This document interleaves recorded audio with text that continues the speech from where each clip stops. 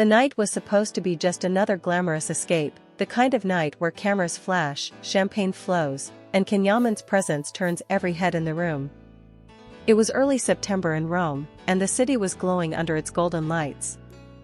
Outside one of the most exclusive nightclubs, dozens of fans and photographers gathered, hoping for just one glimpse of the Turkish star whose fame had transcended borders. Can arrived quietly, wearing a simple black shirt, sleeves rolled up, his hair tied back.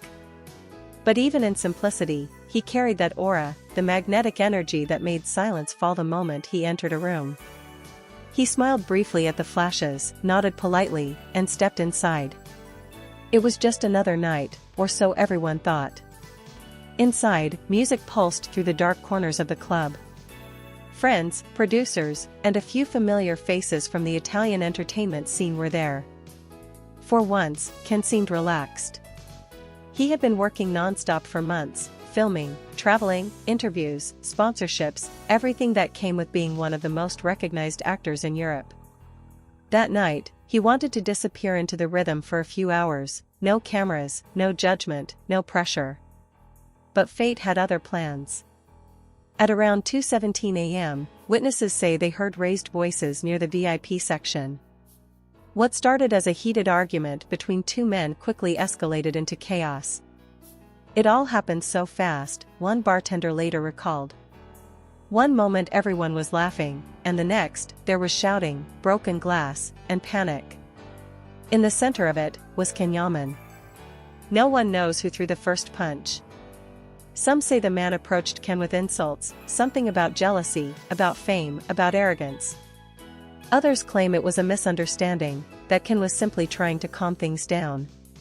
But within seconds, security rushed in, the crowd scattered, and the music stopped. The silence that followed was deafening. Can was seen holding his face, blood dripping from a cut above his eye. Cameras were already rolling, because in today's world, fame never sleeps. Every moment becomes a headline before the truth can even breathe. Within minutes, hashtags began flooding social media, hashtag Can Yaman attacked, hashtag Rome Club incident, hashtag fame has a price. Outside, chaos continued. Fans screamed, photographers swarmed, and police arrived at the scene. Can was escorted out through a side door, covering his face, refusing to speak. But the flashlights caught everything, the anger, the confusion, the pain. And that's how it began, the night that changed everything. Because what happened inside that club wasn't just an attack. It was a moment that shattered something deep within him. For the first time in years, Can wasn't the unshakable star everyone thought he was. He was human, vulnerable, exposed, and betrayed by the very world that had once lifted him up. By the next morning, every news outlet in Italy, Turkey, and half of Europe had the same headline splashed across their front pages: "World shocked, Can Yaman attacked in Rome nightclub chaos." Clips recorded by witnesses flooded social media, shaky videos of the fight, the flashing lights of police cars, and the image of Can being led away by security with his head down. It was enough to ignite a wildfire. Some said it was just another case of celebrity drama. Others whispered that something darker was behind it, a message, a warning, maybe even revenge. The Italian tabloids had a field day. Theories emerged by the hour: jealousy, rivalry, old grudges from the entertainment world. One anonymous source claimed that the man involved had shouted something like, "You think you're untouchable because of your fame," before the fight broke out. Another claimed it was all part of a planned provocation, that someone wanted to ruin Can's reputation just as his new international project was about to launch. Meanwhile, Can remained silent. He didn't post anything, didn't appear in public, didn't even answer calls from journalists who had once been close to him.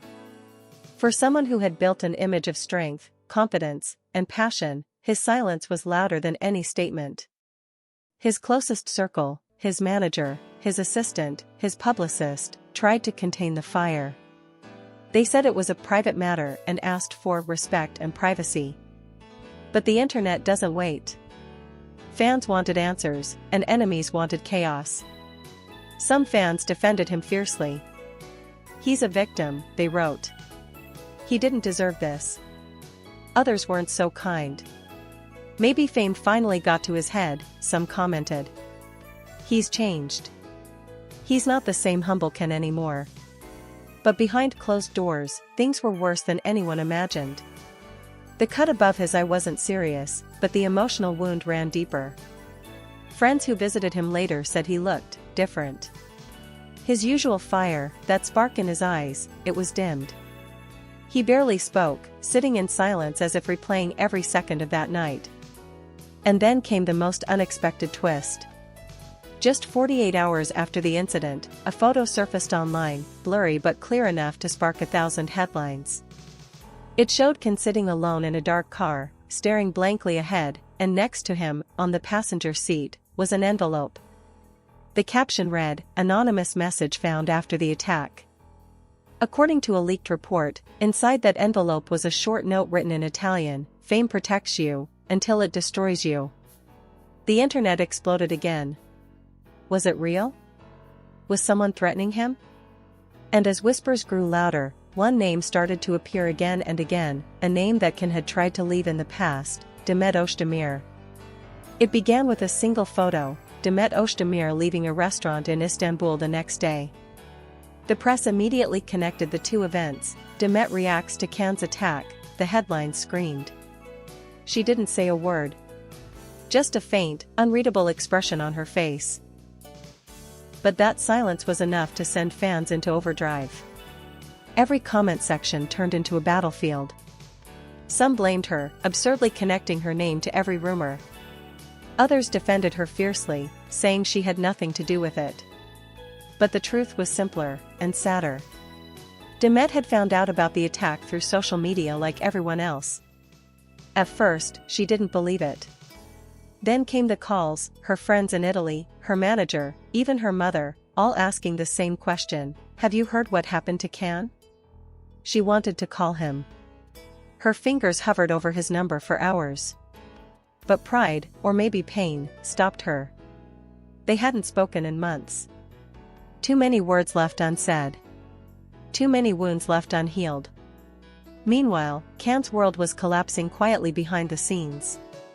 His PR team begged him to make a statement, to post something reassuring.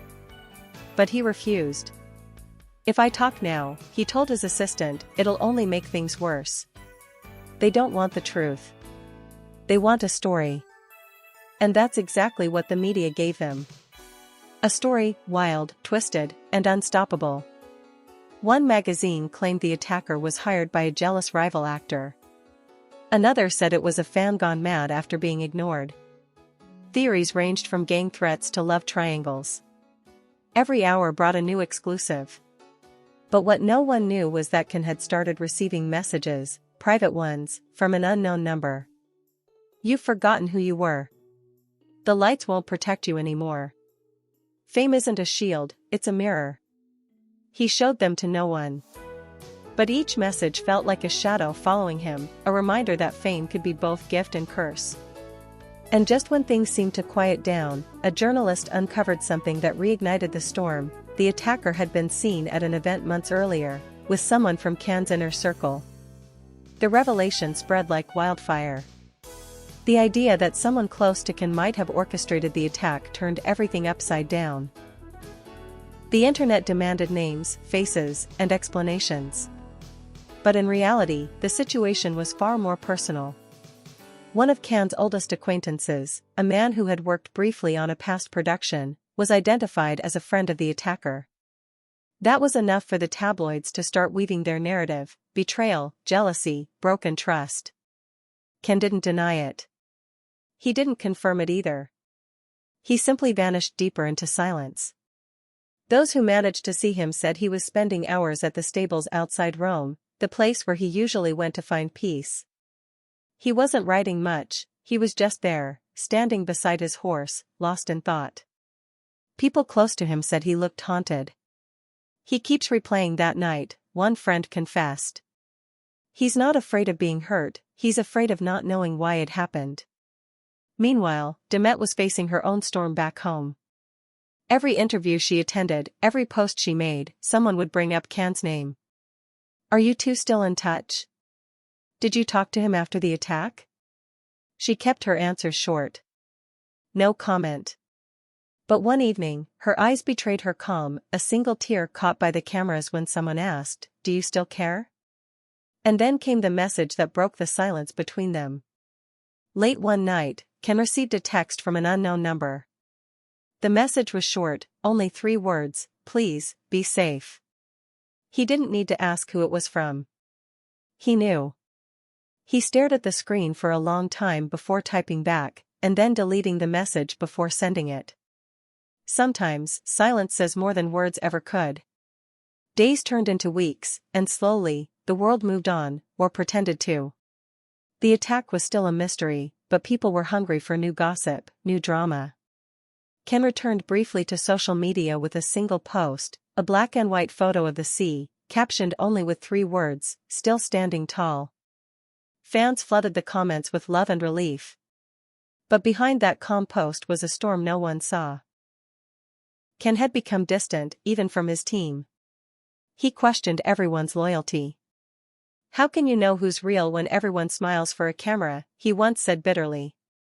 Fame had given him everything: money, power, recognition, but it had also stripped away something essential: trust. That's when he decided to do something unexpected, to step away. His manager called it temporary. The media called it a breakdown. But to Can, it was survival. He traveled to a remote coastal village in southern Italy, far from the flashing lights. Locals said they saw him walking alone on the beach, sometimes at dawn, sometimes in the rain. One fisherman described him best: "He looked like a man who lost something, not a person, maybe, but a piece of himself." In that quiet village, something changed. One evening, as the sun set over the sea, Ken was approached by an old man, the owner of a small cafe, who didn't recognize him at first. They talked about life, loss, and how success can sometimes be the heaviest burden. The old man said, "Fame is like fire. It keeps you warm, until it burns your hands." That night, those words echoed in Can's mind. Maybe it wasn't about finding who attacked him, maybe it was about finding himself again. He began writing notes, thoughts, fragments of truth he had buried under years of fame. Some were painful, others liberating. And slowly, he began to heal. But the world hadn't forgotten him. When paparazzi finally found him weeks later, the photo went viral instantly: Can Yaman, bearded, calm, sitting by the sea with a notebook in hand. The caption read, "The man who disappeared to find peace." And for the first time, people didn't see a celebrity, they saw a human being. Months later, Can returned to Rome. His scar had healed, but something in him was forever changed. He agreed to one interview, his first and only since the attack. The reporter asked, "Do you know who attacked you that night?" Can smiled faintly and replied, "It doesn't matter anymore. What matters is that I finally understand what fame really is." The reporter leaned forward. "And what is fame, to you now?" Can looked down for a moment, then met her eyes. "Fame is a mirror," he said softly. "It reflects who you are, but it also shows you what you've lost." The room fell silent. That night, the interview aired across Europe. Fans cried. Others reflected. For many, it wasn't just about Can, it was about the cost of chasing perfection in a world that feeds on stories instead of souls. And as the camera faded out, his voice echoed one last time, "Fame has a price. And I've paid mine." The screen went black. But in that silence, the world finally listened.